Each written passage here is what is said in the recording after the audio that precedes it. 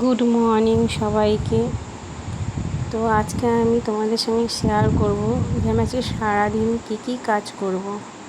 তো দেখতেই পাচ্ছ সকাল সকাল উঠে আমি রান্নাঘরে চলে এসেছি। তো এখন বাসি রান্নাঘর পরিষ্কার করে নেব। তো দেখতেই পাচ্ছ আমার রান্নাঘর পুরো পরিষ্কার করা হয়ে গেছে।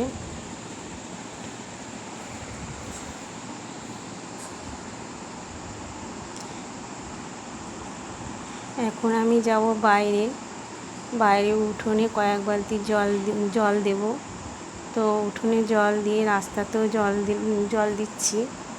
তো আমি ডেইলি সকালবেলায় বাসি উঠোনে জল দিয়ে রাস্তায় জল দিয়ে ধুয়ে পরিষ্কার করে নিই। তারপরে দেখো আমি রান্নাঘরে চলে আসছি। তো রান্নাঘরে দেখতেই পাচ্ছ আমি তরকারি বসিয়ে দিয়েছি, ভাত বসিয়ে দিয়েছি। তো তরকারিটা ফুটছে, কেননা সকালে আমার রান্না বসাতে হয়, কেননা তোমাদের দাদাভাই দোকানে যায় সকালেই। তো দুবেলারটাই নিয়ে যায়, সকালে দুপুরের জন্য টিফিন নিয়ে যায় বলে আমাকে সকাল সকালে রান্নাটা করে নিতে হয়। তো তোমার দাদাভাই বেরিয়ে যাওয়ার পরই আমি ঘরের কাজে আমি হাত দিই। তো দেখতেই পাচ্ছ যে আমি ঠাকুর ঘরে চলে এসেছি। তো এবার ঠাকুরের বাসনটা নিয়ে আমি যাচ্ছি মেজে ধুয়ে নেব।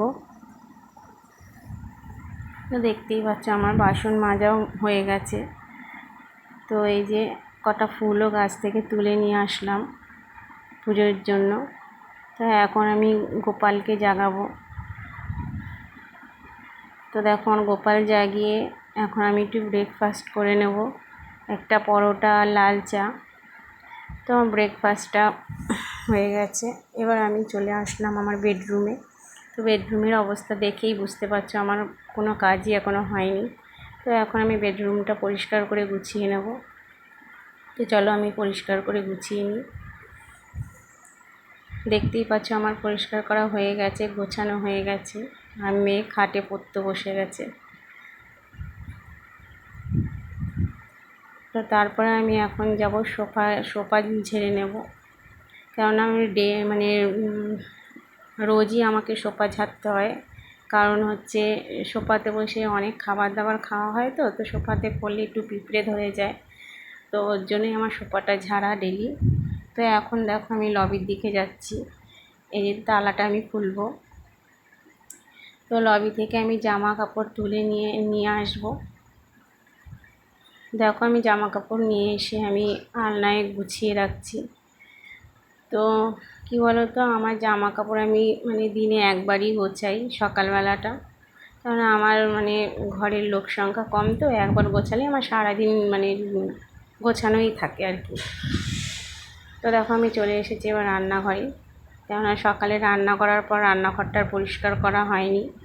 তো এখন আমি রান্নাঘরটা পুরো সাবান দিয়ে বাসন টাসন মেজে পরিষ্কার করে নেব।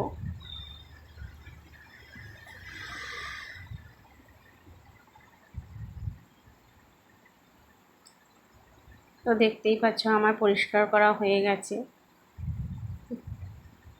গ্যাসের ওভেন পুরো থালা বাসন সব ধুয়ে ঠুয়ে একদম পরিষ্কার করে নিয়েছি।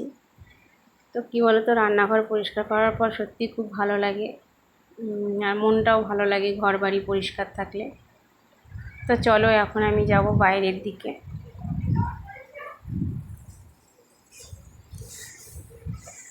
এই যে আমি বাইরের দিকেই যাচ্ছি, দেখতেই পাচ্ছ। তো বাইরে আমার কতগুলো জামা কাপড় রয়েছে, সেটা আমি কেচে ধুয়ে নেব, কারণ আমার ডেলির জামা কাপড় ডেলি কেচে ধুয়ে নিই। কেননা ডেলি ধুলে কি হয়, খাটনিটাও কম হয়, সময়টাও কম লাগে। আর যদি জামা কাপড় জমিয়ে রাখি তো আমার খাটনিটাও বেশি হয়, টাইমটাও বেশি লাগে। তো এই কারণ ডেলি ধুয়ে নিই। এই যে দেখতেই পাচ্ছ আমি লবিতে জামা কাপড় ধুয়ে মেলে দিয়েছি, মেলা হয়ে গেছে। তো এখন আমি যাব স্নান করতে। তো দেখতেই পাচ্ছ স্নান করে চলে এসেছি। তো বুঝতেই পারছো এখন গরমকাল, স্নান করে আসার পর না, কাজ বাজ করার পর স্নান করে এসে গাটা শরীরটা যেন একদম হালকা হয়ে যায়। তো স্নান করার পর সত্যি খুবই ভালো লাগে। তো যাই হোক, এখন গরমকাল বুঝতেই পারছো, মানে সানস্ক্রিন না মাখলেই নয়।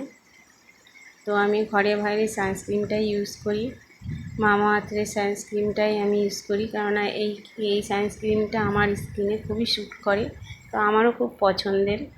তো দেখতেই পাচ্ছ আমার মাখা হয়ে গেছে। এখন আমি যাব পুজো দিতে।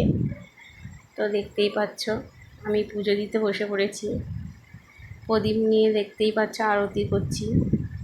তো পুজো দিতে সত্যি অনেকটাই টাইম লাগে, কেন গোপাল যাদের যাদের বাড়িতে আছে তারা অবশ্যই জানবে যে পুজো দিতে অনেকটাই সময় লাগে।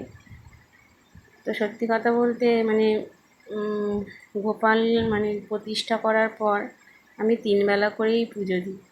তো প্রথম থেকে তো 3 বেলা করে পুজো দিয়ে আসছি বলে তো 3 বেলা করেই আমাকে দিতে হয়। এবার যে যেরকম প্রথম থেকে দিয়ে আসে সেটাই সেইভাবেই করে।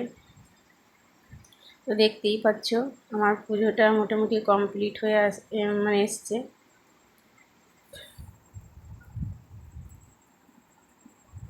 দেখতেই পাচ্ছ আমার পুজো হয়ে গেছে। তো আজকে এই পর্যন্তই, টাটা বাই। তো দেখা হবে পরের ব্লগে।